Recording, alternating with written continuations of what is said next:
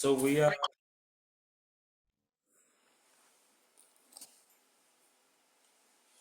so now as we have been studying about the sacrifice, one sacrifice versus multiple sacrifices.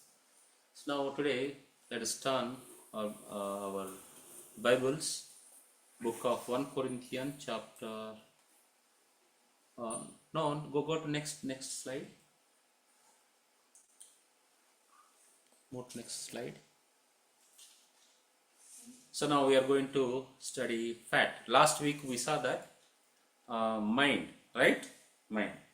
So let us turn our Bibles, book of Genesis, chapter 27, verse 28. 27, 28. So fat represents the richness, that means growth or prosperity. Fat shows rich, best portion or strength. There are many things that means it shows positiveness. It shows positiveness. Fat. So let us read that. You go back a little two slides. Again, yeah, you see that Leviticus chapter 1 verse 6, 8 to 13. There we can see that what type of offering we should offer, how that offering thing should be there, what type of offering thing should be there. So that should be without any blame, like that various things are there. In that one he made some, when they're offering, when they're offering, how those things should clean, how they those things should clean, how their mind, that mind should clean, how they have to arrange all things uh, on the altar. బలిపీఠం మీద ఏ విధంగా వాటిని arrange చేయాలి, వాటి లోపల ఉన్న ఎట్లా clean చేయాలి, ఏ విధంగా బలి ఇవ్వాలి, ఎటువంటిది బలి ఇవ్వాలి. So those we can know, we can identify these things. So then as the part of burnt offering, we saw that how that mind is connected to our spiritual life. So we learn these things. Now we are going to see fatness of the sacrifice, how it is connected to our spiritual life. ఆ క్రొవ్వు, బలిలో ఉన్నటువంటి క్రొవ్వు ఏ విధంగా ఆత్మీయతకు సంబంధించింది. అదేవిధంగా water, how the water they were using to clean that sacrifice. So how this water is connected to our spiritual life, that is going to be discussed. So let us go back.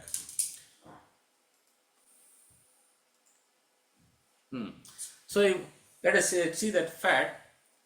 Book of Genesis chapter 27 verse 28, it is mentioned, therefore God give thee of the dew of heaven and the fatness of earth and plenty of corn and wine. So we can understand this, that fatness shows that growth, or fatness shows the richness, fatness shows that prosperity, like that various things it is showing.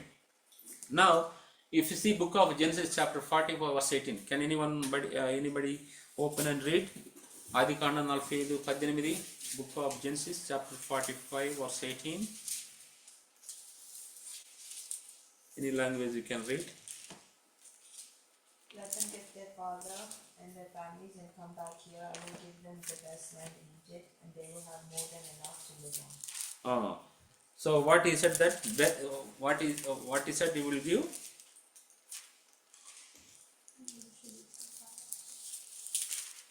Loudly, Avila. And we shall eat the fat of the land. Shall eat the fat of the land. So in those days, fat of the land means so they used to do farming, so that their fields will give good fruit. Even we can see from the life of Jesus also, God also promised them, he will just yield the fruit like this. You will see that the earth is yielding food this much percentage. You will get 80 percentage, 60%, like that. In some areas it is mentioned with the percentages. Some areas it's even full. కొన్ని ఏరియాలో ఏమో ఇంత percentage మీకు ఇవ్వబడుతుంది, ఈ విధంగా పండుతుంది, ఈ విధంగా భూమి సారాన్ని ఇస్తుంది అని ఈ విధంగా చాలా చోట్ల కూడా చెప్పబడింది అనమాట. Even if you see that life of Isaac, అతనిలో కూడా ఫలము మంచి ఫలాలు ఇచ్చేసింది అన్నట్టుగా మనం చూస్తూ ఉంటాం. So fatness is nothing but the prosperity or growth and fruit of the fruit, spiritual fruit అనేది మనము చూడవచ్చు అనమాట. సో ఇక్కడ book of Psalms chapter 92 verse 14 చూడండి ఒకసారి. 92:14.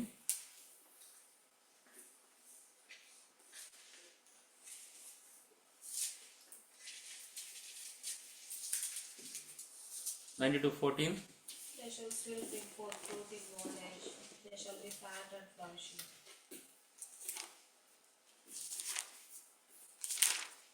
అక్కడ 92:14లో కూడా 92:14లో కూడా మనము అక్కడ ఫలం, అదే ఫ్యాట్ గురించి మాట్లాడుతున్నట్టుగా మనం చూస్తాం అనమాట. అంటే ఆ ఫలం ఎట్లా ఉంటుంది అనేది చూస్తాం. Because he hath set his love upon me, therefore will I deliver him.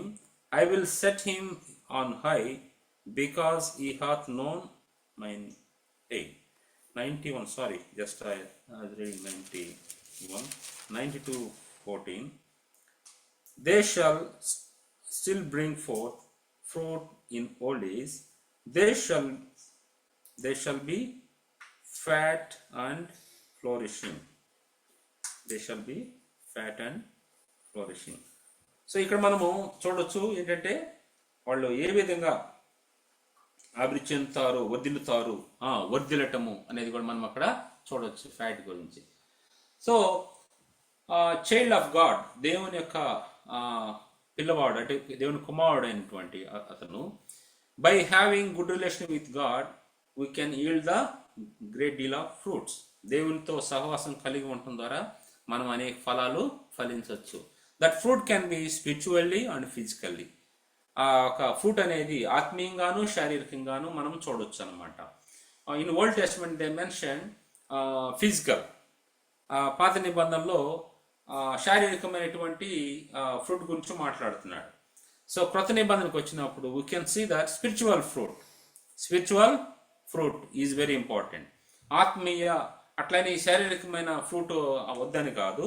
So we require both spiritual and physical fruit is essential for the child of God to live in this world. So even when if you want to compare, spiritual food is more important than the physical food. శారీరకమైనటువంటి ఆహారం కంటేనూ ఆత్మీయ ఆహారము చాలా ప్రాముఖ్యమైంది, అవసరమైంది అన్న విషయాన్ని మనం గమనించాలన్నమాట. That's the reason God says that man shall not live by bread alone, but the word that proceedeth out of the word of God, proceedeth out from the mouth of God shall live. So that is what shows that importance of the spiritual food. ఆత్మీయ ఆహారాన్ని బట్టి దేవుడు తెలియజేస్తున్నాడు.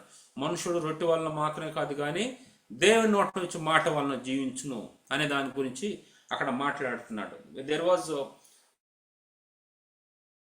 conversation between devil and Jesus Christ after Jesus Christ was fasted for 40 days. So this is what happened. అప్పుడు దేవుడు by bringing word of God, he was dealing with the devil. దేవుని వాక్యం చూస్తూ సైతాన్తో మాట్లాడుతున్నట్టుగా మనం చూస్తూ ఉంటాం అన్నమాట. కాబట్టి so spiritual food is more important than the physical food. Both are required, But if you think that which one is important, means spiritual food is important than physical food. That what we should understand.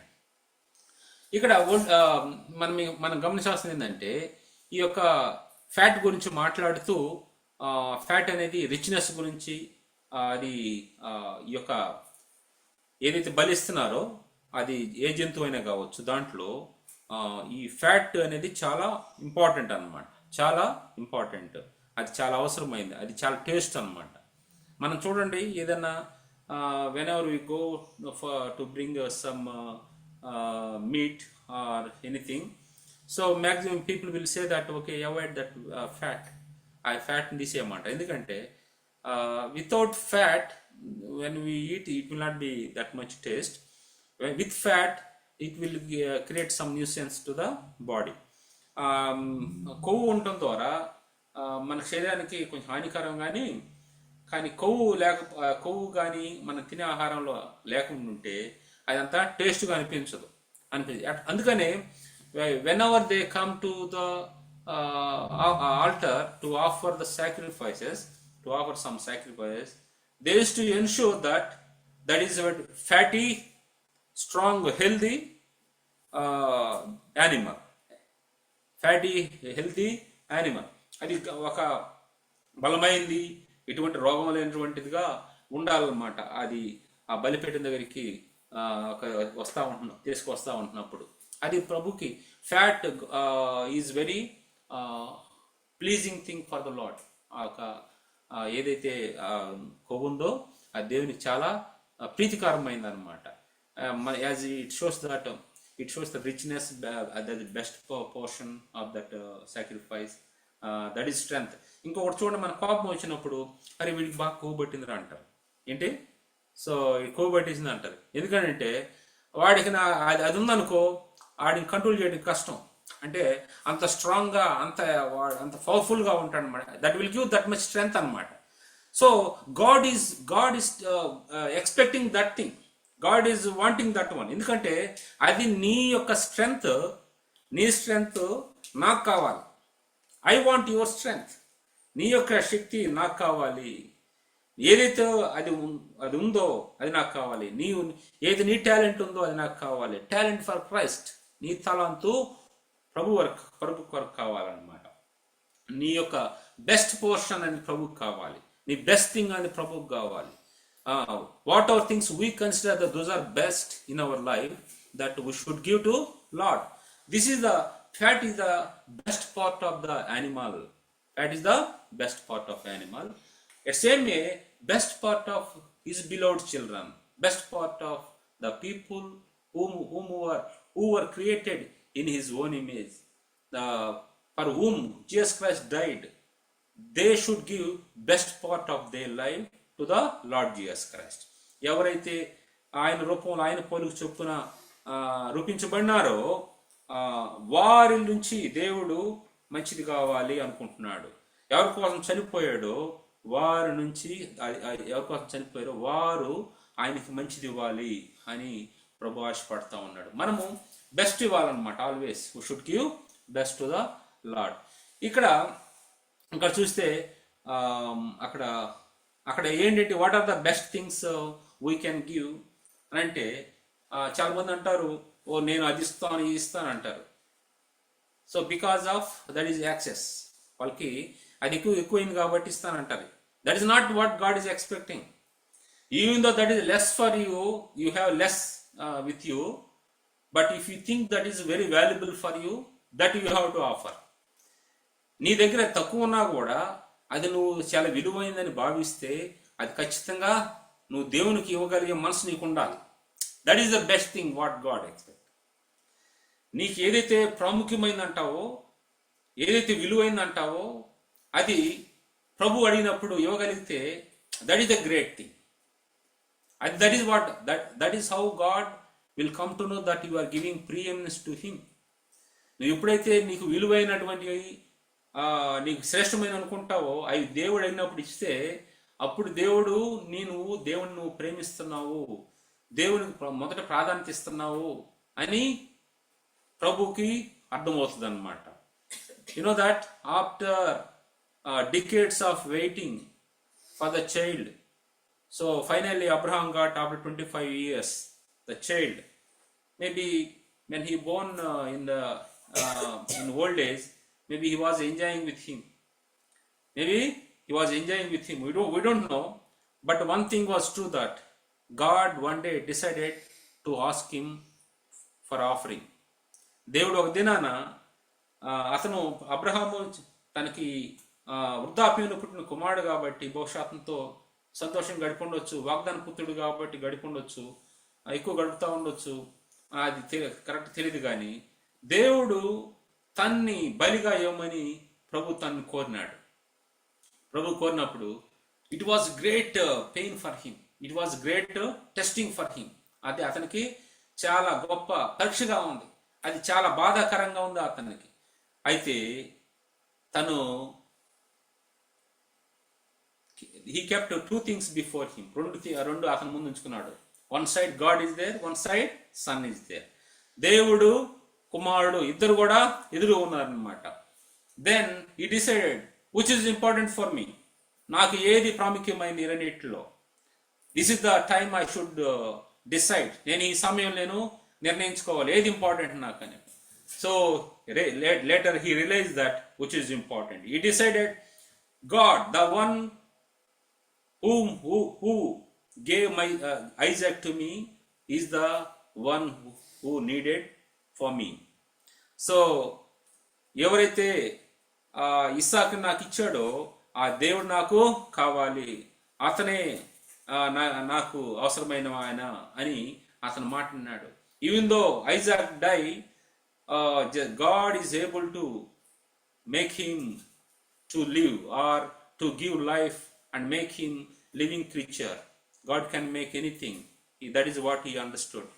ఒకవేళ ఇస్సాకును బలిచ్చిన తర్వాత దేవుడు ఇచ్చిన తర్వాత అయినా కూడా దేవుడు తనకి జీవాన్నిచ్చి తనని జీవించే వ్యక్తిగా మరలా చేయగలుగుతాడన్న సత్యము అబ్రహాం గుర్తెరడు కాబట్టి he gave him, he was ready to offer him as a living sacrifice. అతనికి బలి ఇవ్వడానికి సిద్ధపడ్డాడు అనమాట.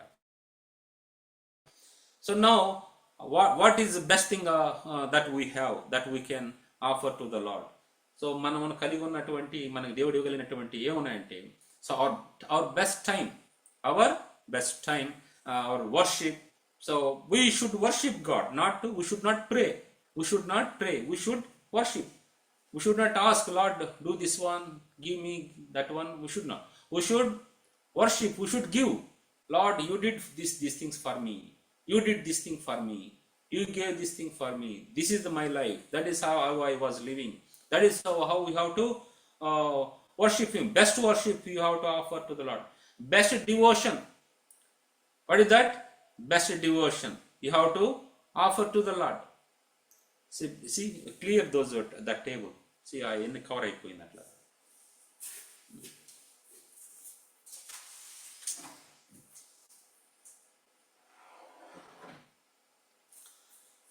So best devotion we should give to the Lord. అంటే ఏ విధంగా మనం బెస్ట్ డివోషన్, దేవుడు అంటే మనం ఆశ చూపించాలి, దేవుని పని చేయాలి, దేవుని కొరకు మనము అనేకమైన కార్యాలు చేయాలి. అర్థమైందా? So we have to sacrifice many things in order to show that we have great deal of devotion towards the Lord. So ఇంకా మనము ఏదో మిగిలిపోయింది కాబట్టి ఆయన ఇచ్చేద్దాం అని కాదు. అన్ని వాడేసుకున్న తర్వాత, నా శక్తి అంతా అయిపోయిన తర్వాత, ముసలోని అయిపోయిన తర్వాత, ప్రభు now I am ready to do your ministry అంటే కాదు, మొత్తం తిన్న తర్వాత. సో ఒక అతను అంటాడు, మామిడికాయ మొత్తం తినేసి ఇక నేను ఎత్తున దగ్గరికి వచ్చేసరికి, ప్రభువా నీకే ప్రభువా మొత్తం నేను చేస్తానంటే, ఇంకేంటి నువ్వు పడటం లేవడం సరిపోద్ది.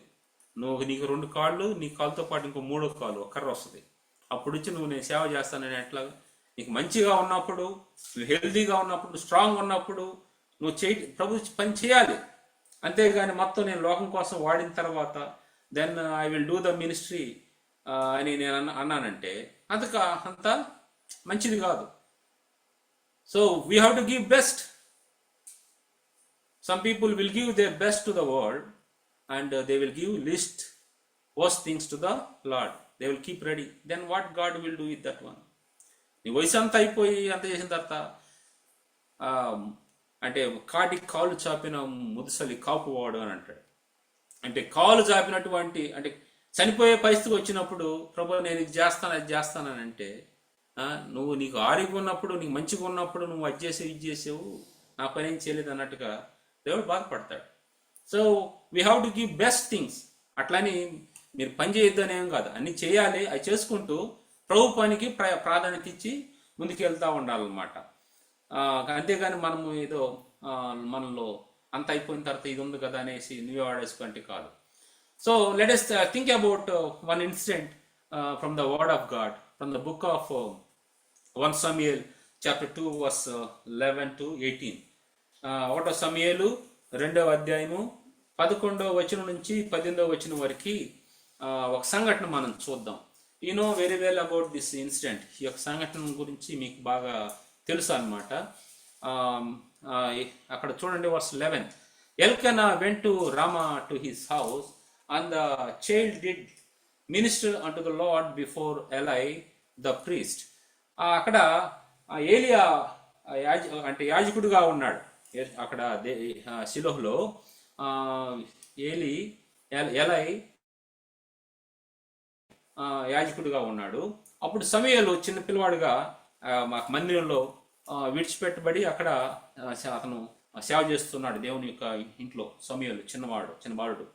సో అక్కడ ఉన్న పరిస్థితి ఏంటంటే ఎలై తన కుమారులు అయినటువంటి ఎలై యాజకుడిగా ఉన్నాడు, తన కుమారులు ఉన్నారు. వారు దేవుని పరిచర్య చేయడానికి అక్కడ ఉన్నప్పుడు ఈ పిల్లలు ఎలై పిల్లలు they were not listening to Eli, and also they were not, that means he didn't tell, they were not following what God commanded. దేవుడు ఏది చెప్పాడో దాన్ని వారు వెంబడించట్లేదు, దాని ప్రకారం జీవించట్లేదు. సో దేవుడు ఎన్నో జరుగుతూ వచ్చినాయి. So let us see that one incident. ఒక సంఘటన గురించి మనం చూద్దాం. అక్కడ ఏంటంటే verse 12. Now the sons of Eli were sons of Belial. They knew not the Lord. ఇక్కడేంది, అక్కడ ఎలై పిల్లలు ఉన్నారు కదా, వారు దేవుని ఎరుగునటువంటి వారుగా ఉన్నారు. They are children of pastor యొక్క పిల్లలు వాళ్ళు. అయితే వాళ్ళకి మాత్రం దేవుడి గురించి తెలియదు. పాస్టర్ గారు బల్లలు గుద్ది చెప్పేస్తున్నాడు, ప్రకటించేస్తున్నాడు, అరిసేసి చెప్తున్నాడు అనేక మందికి. తీరా అక్కడ చూస్తే ఇంట్లో పిల్లలకు రక్షణ లేదు, వాళ్ళ దేవుడి గురించి సరైన అవగాహన లేదు, వారి దేవుడు అంటే భయం లేదు, వాళ్ళేమో తిరుగుబోతు వ్యక్తులుగా ఉన్నారు.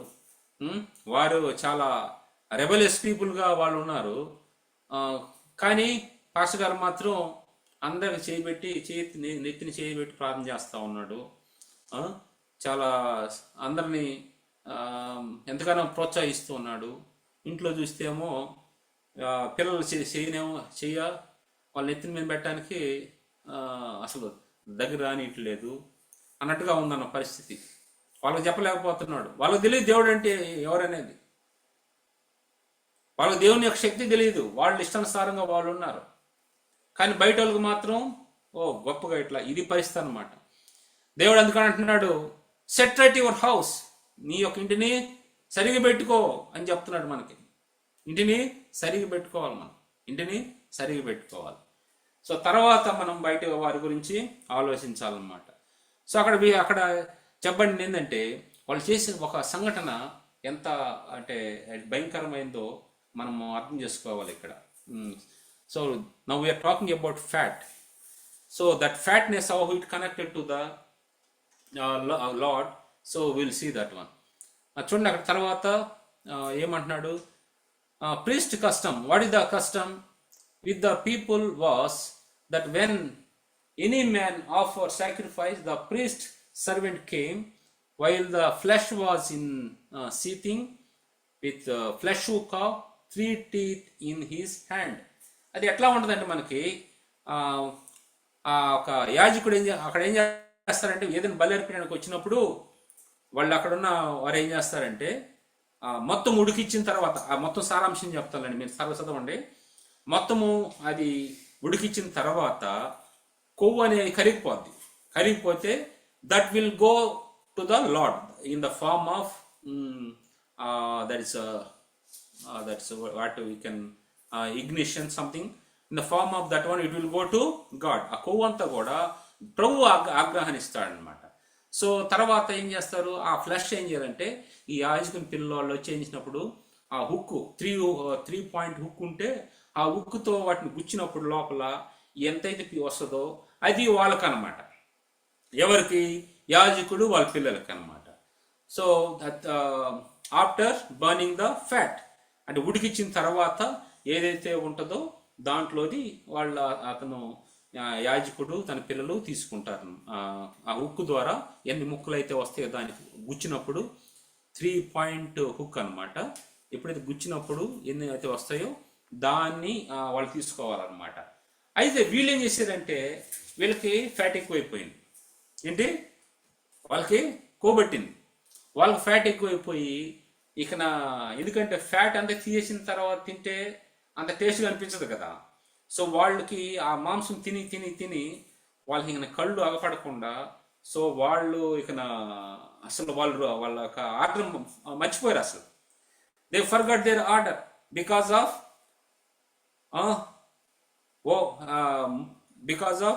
More fat in them. వాళ్ళు అట్లా ఉండడం వల్ల వాడు అట్లా చేసేసి ఏం చేశారంటే తర్వాత ఎంత ఫోర్స్గా చేస్తా వచ్చారంటే అక్కడ చూడండి, అక్కడ ఎక్కడుంది, అక్కడ 16వ వచనంలో చూడండి, 16లో if any man said unto him let them no fail to burn the fat presently and then take a much as thy soul desireth then he would answer him nay but thou shalt give it me now, if not I will take it by force. ఎవరు అంటున్నారు ఈ మాటలో? ఎలా పిల్లలు అంటున్నారు, pastor గారి పిల్లలు అంటున్నారు, యాజకుని పిల్లలు ఏమంటున్నారు?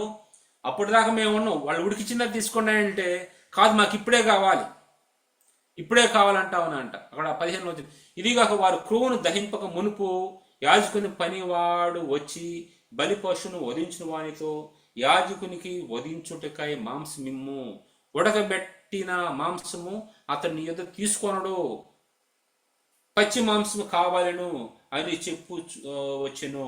నేను పచ్చి మాంసం కావాలంట. సో రా flesh they need because it is having the fat అనమాట. సో ఇట్లా ఉన్నప్పుడు ఆ పైన ఇంకో అక్కడ చూడండి 14 తెలుగులో చూడండి, బొరుసులో కానీ తపేలలో కానీ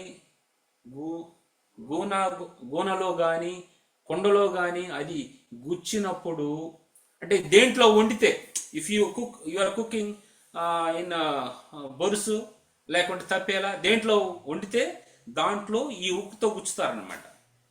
వండిన తర్వాత గుచ్చినప్పుడు ఏ ముక్కలైతే దాన్ని గుచ్చుకొని బయటకు వస్తాయో అవి వాళ్ళ పోషణం, వాళ్ళవి తీసుకెళ్ళాలి. సో వీళ్ళు ఏమంటున్నారు, అబ్బా ఇప్పుడే మీరు ఉడికించొద్దు, ఉడికిస్తే మొత్తం పోతుంది, అసలు కారం తగ్గట్లా, కిక్కు రావట్లే. ఏంటి కిక్ రావట్లే? The time is come God to kick them. So దేవుడు వాళ్ళని కిక్ చేసే టైం దగ్గరికి వస్తుంది కాబట్టి వాళ్ళకి కాకరకాయలు అంటే అనమంటే కికరకాయలు అంటున్నారు. వాళ్ళ పొజిషన్ ఆ స్థితికి పోయింది అనమాట.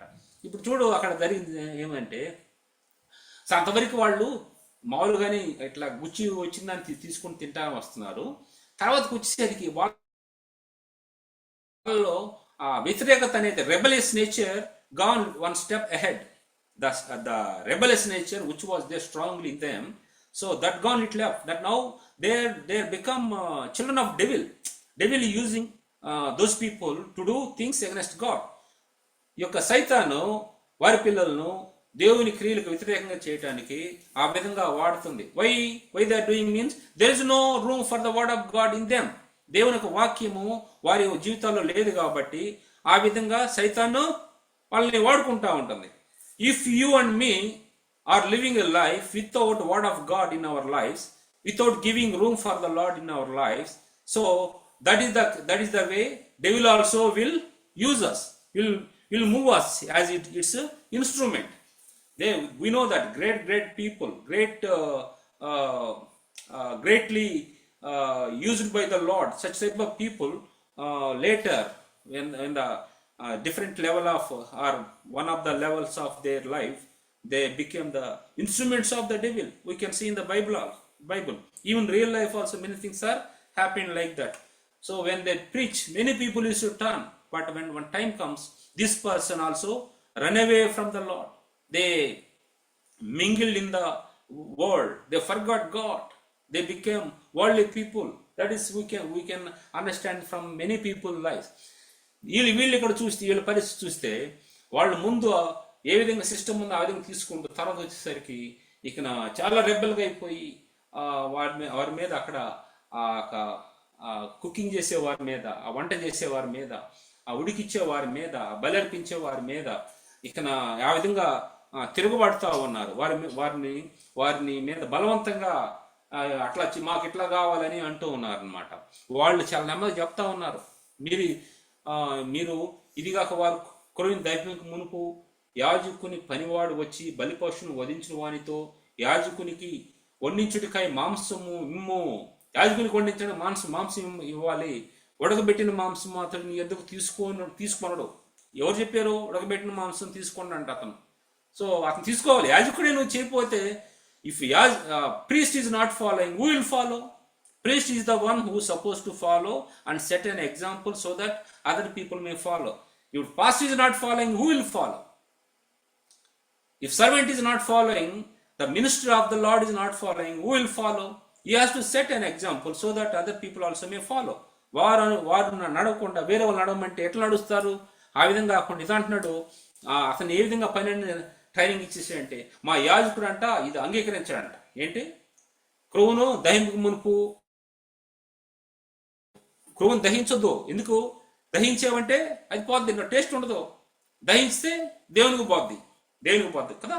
సో వారు ఆ విధంగా అంటావంటే వారు ఏమంటున్నారు, ఉడకబెట్టిన మాంసం అతడు నీ యొద్ద తీసుకొనడు, వచ్చి పచ్చి మాంసమే కావాలని అంటాడు. ఈ క్షణం మందే వారు క్రొవ్వును దహింతురు. తరువాత మీరు you know need to wait long time.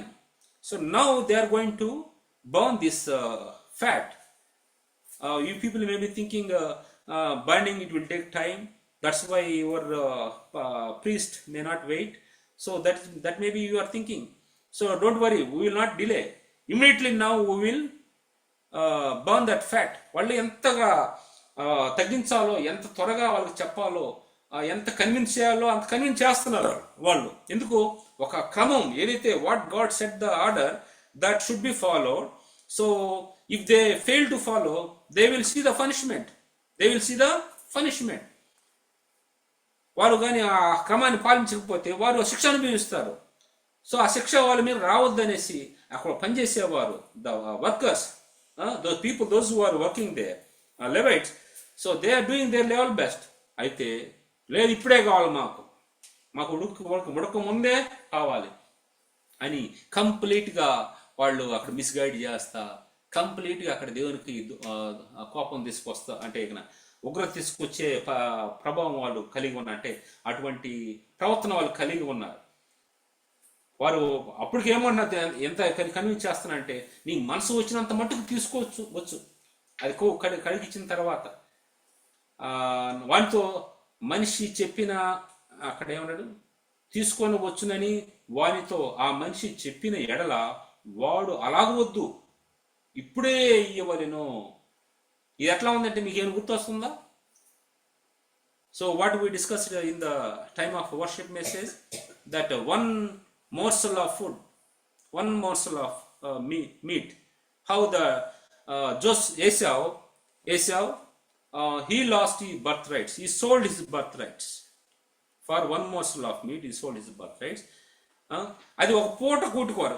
ఇప్పుడు ఏముంది, ఇప్పుడే నీకు ఇస్తున్నామా అని చెప్తే వాళ్ళు ఆగట్లేదన్నమాట. వీళ్ళు కూడా ఏం చేస్తారు తెలుసా, one morsel of meal, లేకుంటే ఒక పూట దాని కొరకు వారు కూడా దేవుని యొక్క క్రమాన్ని తప్పించేవారుగా వాళ్ళు ఉంటా ఉన్నారనమాట. వాళ్ళు బలవంతం చేసి తీసుకుందని అంటున్నా ఉన్నారు. విల్ టేక్, బలవంతం చేసి తీసుకోవటం అనేది ఎక్కడి నుంచి వస్తుందో తెలుసా? Due to excess fat. If excess fat is there in person, so such type of rebellious nature will come. కొవ్వు అధికంగా ఉందనుకో మనిషిలో, ఇటువంటి తిరుగుబాటు స్వభావం వస్తూ ఉంటుంది. కొన్నిసార్లు మనము యూట్యూబ్లో కొన్ని ఇన్సిడెంట్ చూస్తూ ఉంటాం. ఆ రోడ్డు వెళ్ళే వాళ్ళని అనవసరంగా తీసుకుని కూడా పెట్టుకుంటాడు. ఆ తర్వాత పోలీసులు వాడికి దేహశుద్ధి చేస్తారు. వాడిని లోపల తీసుకెళ్ళి మంచి గౌరవించి వాడికి కొన్ని సెక్షన్లు రుచి చూపించేసి బయట తీసుకొచ్చినప్పుడు వాడికి అప్పుడు ఆ బిర్యానీ ఎంత రుచిగా ఉందో వాడికి అర్థమవుతుంది. రోడ్డు మీద నడవలేక కుంటుతూ ఉంటాడు. వాడు నడిచేటప్పుడు ఎట్లా ఉంటుంది తెలుసా? చక్కగా నడవలేకుండా వెళ్తూ ఉంటాడు. వాడు ఆ జనం మధ్యలో చాలా సభ్యంగా ప్రవర్తిస్తాడు.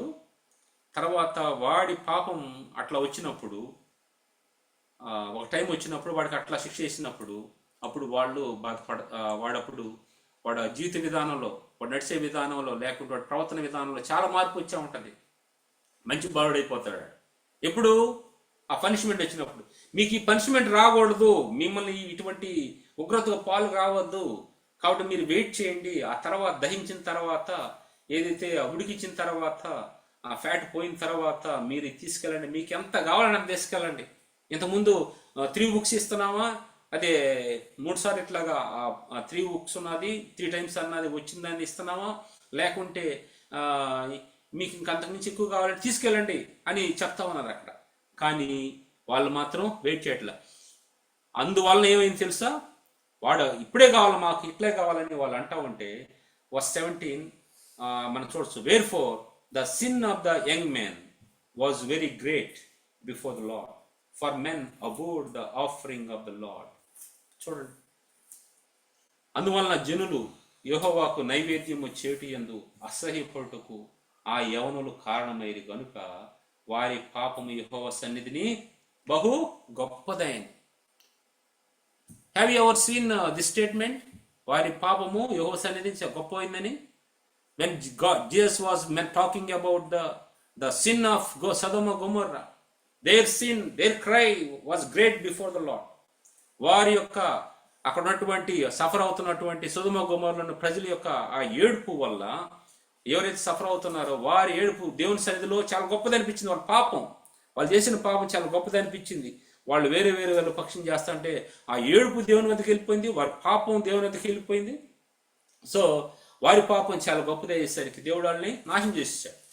So there we can see here same thing that దేవుని యొక్క వారు చేసే పనుల వల్ల దేవుడు ఎంతో బాధపడతా ఉన్నాడు, ఎంతో వేదన అనుభవిస్తా అప్పుడు వాళ్ళు ప్రజలు కూడా ఏం చేస్తున్నారు? చాలా బాధపడుతున్నారు. ఏంటి, ఇక నుంచి వాళ్ళు బలి ఇవ్వాలంటే మేము ఇచ్చిన బలిని ఈ విధంగా మిస్యూజ్ చేస్తున్నారు కదా, ఈ విధంగా చేస్తున్నారు అనేసి వాళ్ళు కూడా బలి ఇవ్వాలంటే అంత ఆశ